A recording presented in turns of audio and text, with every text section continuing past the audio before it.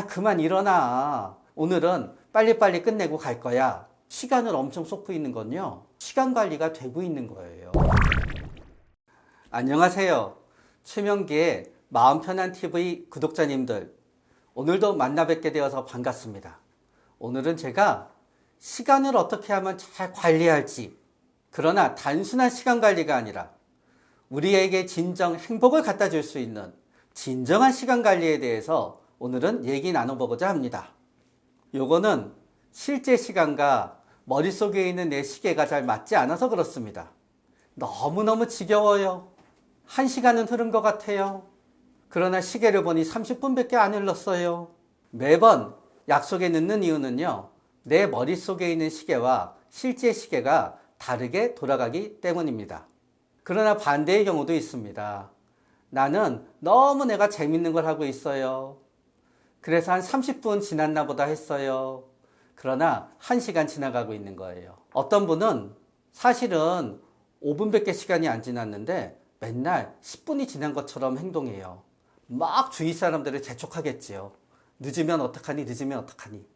어떤 분은요, 10분이 지났는데 5분밖에 안 지났다고 생각해요. 그러니 어떻겠습니까? 본인은 맨날 늦지요. 이렇게 되는 이유는요, 우리가 시계를 보지 않더라도요, 머릿속에서 저절로 이 정도 되면 이 시간이 지나갔나 보다 해야 되는데 그게 안 되는 거예요. 한마디로 말하면은 부주의 성향이 있는 거지요. 그런데 부주의 성향이 있는 분들은요, 또 우연히 실수를 많이 하게 되어 있어요. 부주의 성향이 있는 분들은 지하철도 가끔씩 반대 방향으로 타요. 저기 쳐다보다가 버스도 놓쳐요. 길을 가다가 물건도 자꾸 떨어뜨려요. 그러다가 보니까 지체되는 게 많지요. 그런데 부주의 성향이 있는 분들을 보다가 보면은요, 중간에 딴짓도 많이 하세요. 여러분, 전화 받으면서 걸으시면은요, 내가 전화 안 받고 걸을 때랑 내 걷는 속도가 똑같을 것 같지요? 아닙니다. 여러분이 전화를 하면서 걸으시잖아요? 앞에 사람이랑 부닥칠 확률이 늘어납니다. 발걸음이 늦어집니다. 이게 다 합쳐지게 되면은요, 나는 약속에 늦게 되는 거지요. 그러면 약속에 안 늦으려는 방법이 있냐고요? 방법이 하나 있기는 합니다. 5분에 한 번씩 휴대폰이 나한테 알람을 울려대게 하는 거예요. 그러면 내가 약간 늑장을 부리더라도요, 5분에 한 번씩 시간을 확인하게 되니까 빨리빨리 가게 되지요. 불가능한 일이지만 2분에 한 번씩 알람을 울리게 하고 계속 확인하시잖아요. 서두르는 발걸음이 있기 때문에 약속에 늦을 확률은 줄어드십니다. 딴짓하는 것 때문에 시간을 못 지키는 분들은 굉장히 많습니다. 그러나 많은 분들은 내가 딴짓하는 거는 잊어먹고요, 남이 딴짓하는 것만 기억합니다. 가족들끼리 모임을 가질 때가 있습니다. 그러나 우리 애들은 막 게임을 갖다 사랑하게 되는 초등학교 2학년, 3학년 학생입니다. 그러면 약속에 늦잖아요. 엄마 아빠가 얘기하는 게 있습니다. 아이들이 늑장을 부려서. 그 아이들은 왜 늑장을 부리게 되느냐? 게임을 시작하게 되면은요, 엄마가 옷 입어 그러더라도 조금만 하게 됩니다. 그러다가 보니까 늑장을 부려서 늦게 되는 거지요. 그리고 그와는 또 다르지만 많은 여성분들이 늦게 되는 거는 화장 때문입니다. 처음에 화장을 할 때는 생각합니다. 오늘은 빨리빨리 끝내고 갈 거야. 하지만요, 막상 손을 대게 되잖아요. 화장은 보통 내 마음에 맞게 완벽하게 끝나야지 화장이 됩니다. 그렇기 때문에 아내의 입장에서는 완벽하지 않은데 남편들은 자꾸 재촉하지요. 그만 일어나. 지금도 충분히 이뻐. 그러면서 자꾸 일어나라 그러지요. 그래서 화장을 하면서 늦는 것도 어떤 의미에서 늑장을 부리게 되는 겁니다. 우리가 시간을 갖다 어기게 되는 것 중에 하나는 자꾸 딴짓을 해서 늑장을 부리게 되는 거지요. 그러나 이 딴짓의 묘미가 뭔지 아세요? 남이 보기에는 딴짓인데요, 내 생각에는 해야만 되는 거예요. 여러분, 아이들한테 게임은 생명처럼 소중합니다. 애들한테는 다른 게 없어요. 게임하다가 죽어버리잖아요. 진짜 내가 죽은 것처럼 슬프고 화가 나요. 세상에서 제일 소중한 일이지요. 그렇기 때문에 우리는 전부 딴짓을 하느라고 늦게 되는 거고, 늦지 않기 위해선 그 딴짓 자체를 없애야 되지만, 나에게는 딴짓처럼 보이는 누군가의 행동이 그 당사자에게는 항상 다 굉장히 중요한 법이고요. 나에게는 딴짓하지 말고 이거 해야만 돼 라고 나이가 느껴지는 그 임무가 남이 보기에는 좀 늦어도 되는 경우가 대부분입니다. 그래서 의지대로 안 되고 타협이 필요하지 않나 생각이 듭니다. 첫 번째는 너무너무 바쁜 거예요. 인간의 집중력은 한계가 있어요. 무한하지가 않아요. 그렇기 때문에 너무너무 바쁘거나 너무너무 괴로운 일이 있어서 정신이 전부 거기 가 있게 되잖아요. 그러면은 중요하지 않은 것부터 점점 잊어먹게 돼요. 그러다가 보면은 약속도 잊어먹고 시간 관리도 안 되는 거예요. 그리고 어머님이 돌아가실지 몰라요. 병원에서 언제 전화가 올지 몰라요. 평소에는 나 바쁘면은 중간에 전화 안 받았어요. 갑자기 병원에서 어머니 때문에 올 전화할지 모르니까 전화가 울릴 때마다 멈칫하면서 받아야 되지요. 시간 관리가 안 될 수밖에 없는 거예요. 누가 보더라도 인정할 만한 내가 고통과 스트레스가 있을 때는요, 시간 관리가 안 되는 게 당연한 거예요. 시간 관리가 안 되고 있는 게 아니라 시간 관리가 되고 있는 거예요. 왜냐하면은 우리 가족이 진짜 병원에서 어떻게 될지 모른다? 그거를 신경 쓰느라고 내가 내 일이 좀 안 된다? 그게 시간 관리가 안 되는 걸까요? 어머님이 아픈지 안 아픈지에 대해서 내가 시간을 엄청 쏟고 있는 건요, 시간 관리가 되고 있는 거예요. 그래서 그럴 때는 나를 용서해 줘야 돼요. 여러분 인생에서 너무너무 중요한 일이 있을 때는요, 자잘한 일에 대해서 시간 관리가 안 되더라도 그게 시간 관리가 되고 있는 겁니다, 사실은. 그리고 또 하나의 경우는 우울증입니다. 우울증에 걸리게 되잖아요. 우선 머리가 멍해집니다. 시간관념이 없어집니다. 평소에는 10분에 하던 일이 20분이 걸립니다. 평소에는 그냥 하던 일을 지겨워서 중간에 계속 딴짓을 하게 됩니다. 약속을 갖다 아침 9시에 잡잖아요. 그런데 나는 오후 2시가 돼야 정신이 맑아져요.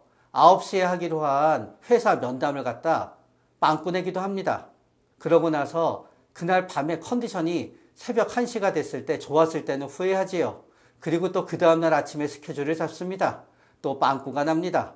여러분, 우울증을 한번 생각해 보십시오.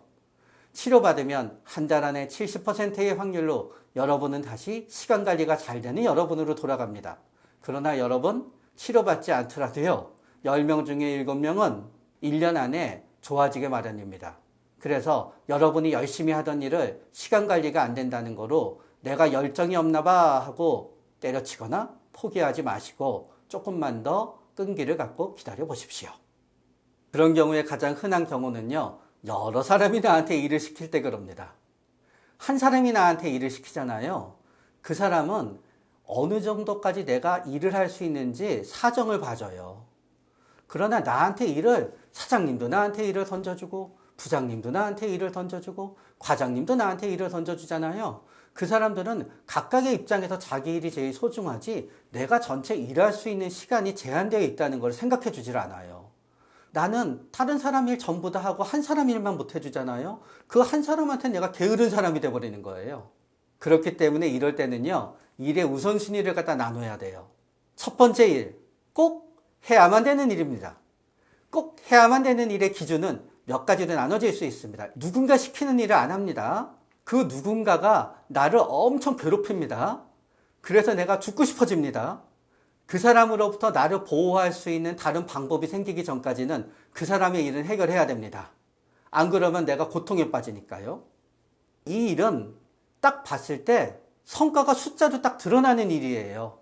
그리고 이 일을 해야지 내가 일을 잘하고 있는지 안 하고 있는지 남들이 알게 돼요. 그럼 그 일을 해야만 됩니다.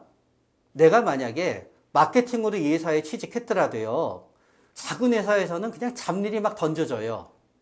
그 잡일을 다 맡아서 하게 되잖아요. 나는 마케팅 하는 사람이 아니라 잡일 하는 사람이 돼버리고 어느새 회사는 마케팅 하는 사람을 또 하나 뽑아요. 그러니까 업무 분장상 나한테 정해진 일은 무조건 해야 되는 거예요. 그리고 마지막 성공할 것 같은 일은 해야 되는 거지요. 이게 꼭 해야만 되는 일입니다. 꼭 해야 되는 일의 반대편에는요, 해도 그만 안 해도 그만인 일이 있습니다. 그 중에 첫 번째 일은 뭔가 하면은요, 누가 해도 절대로 안 되는 일입니다. 이런 일들은요, 내가 게을러서 안 했다는 얘기가 듣지 않게 기록을 남겨놓는 게 중요해요. 그러나 할 때부터 너무 열심히 하면 안 되는 거예요. 또 이게 태가 안 나는 일들이 뭐가 있냐 하면은요, 누군가의 사이에 끼어서 분위기를 좋게 해봐, 팀원들의 좀 사기를 올려봐, 이런 거는 기껏 내가 하더라도요, 그게 나한테 반영이 되지가 않아요. 그런 종류의 일들은요, 결국은 못하게 되는 일로 남겨놓을 수밖에 없어요. 너무너무 바빠지게 되면은 결국은 못하게 되는 일이 있어야만 되는 거고요. 못하게 되는 일을 미리 골라놔야 된다고 저는 생각해요. 우리가 하는 일 중에 한 10%에서 15%는 꼭 해야만 되는 일이에요. 우리가 하는 일에서 10에서 15%는 그냥 네가 잘못해서 이렇게 된 거야 아니야 하고 내가 책임을 넘길 수 있을 정도로만 그냥 하면 되는 일이에요. 나머지 일들은 중간에 있는 거지요. 그 중간의 일들 중에서 이제 분류해야 되는 거예요. 성공 확률이 높은 일들을. 그리고 막상 무조건 열심히 하기보다는 그 일들의 성공 확률을 높일 수 있는 방법을 나름대로 생각하면서 요령을 갖춰가면서 하게 되면은요, 결국은 이 사람 저 사람 막 던져주는 이 일에 무질서에서 질서가 만들어질 수 있습니다. 그러나 여러분이 아무리 시간을 갖다 해도 일을 다 못하게 되는 경우가 발생하게 됩니다. 그때 너무 여러분을 탓하지 말고요. 사실은 여러분들이 결국 못하게 되는 일이 가장 하지 않아야 되는 일인 경우가 대부분입니다. 필립 짐바르도라는 분이 계십니다. 유명한 심리학자입니다. 이분이 쓴 책 중에 타임 패러독스란 책이 있습니다. 한국말 제목은 나는 내 시간에 쫓기는가입니다. 이분이 얘기하는 시간 관리는요, 우리가 생각하는 약속을 지키는 시간 관리와는 약간 다릅니다. 어떤 사람은 현재가 제일 중요하고, 어떤 사람은 과거가 중요하고, 어떤 사람은 미래가 중요하고, 사람들은 다 다르다고 합니다. 그러나 현재에만 매몰이 된다. 그러면은 시간을 잘 지킬 것 같지요? 그렇지가 않습니다.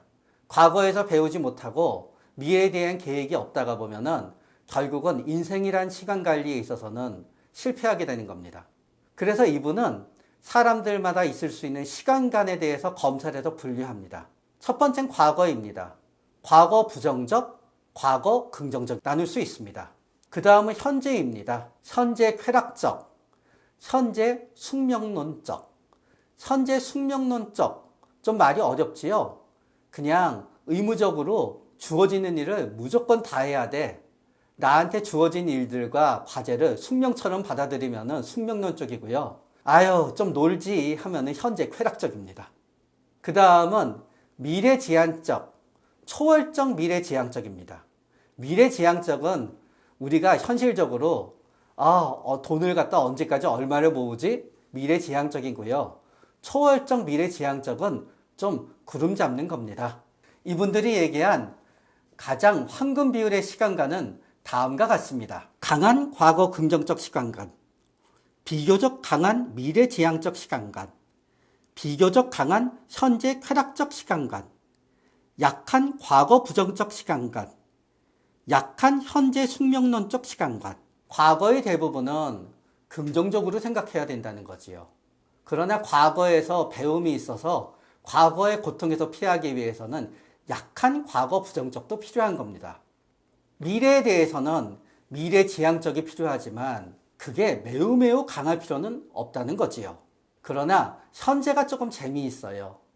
많은 사람들은 의무와 의지를 갖고 사는 현재 숙명론적 시간관이 강할수록 삶은 성공한다고 생각합니다. 그러나 이분들은 그렇지 않아요. 현재 숙명론적 시간관보다 더 강해야 되는 거는 현재 쾌락적 시간관인 거예요. 결국은 뭔가 하면은요, 현재가 행복해야지 과거 긍정적인 게 많아진다는 거예요, 여러분. 꽉 맞춰 시간 관리를 해서 완벽한 성공을 한다고 해서 우리가 꼭 행복하게 되지 않는다는 거지요. 어떤 의미에서는 이런 생각을 해요. 완벽하게 내 의지를 갖고 시간 관리를 하는 것보다는요, 내 의욕이 동하는 대로 조금은 현재 쾌락적으로 살아가는 게 결국은 인생이라는 걸 놓고 보면 좋은 시간 관리가 되는 거예요. 왜냐하면 우리의 인생은 고속도로로 따지면요, 결국은 종점이 있거든요. 우리가 서울에서 부산을 가면요, 그때도 어디까지 갔나를 갖다 서울에서 부산까지 거리 전체를 놓고 보고 천안이면 어디쯤 왔네 생각하고요. 또 어디면 어디쯤 않네 생각해요. 그러나 우리는 삶을 살면서 우리가 100살까지 산다고 생각하면서요. 나는 여기까지 왔네? 여기까지 왔네? 하고 생각하지를 않아요. 그러면서 계속 선제 숙면론적으로 앞으로 달려가기만 하면 된다고 생각하지요. 그러나 여러분, 선제 쾌락을 추구하는 것도요. 해본 사람만 합니다. 놀아본 사람만 논다는 거 진리입니다. 여러분이 행복하기 위해서는요. 아주 조금은 놀아본 사람이 되셔야만 됩니다. 오늘은 인생의 시간관리까지 최명기와 함께 하셨습니다. 다음에는 더 좋은 주제로 찾아뵙기 위해서 노력하겠습니다.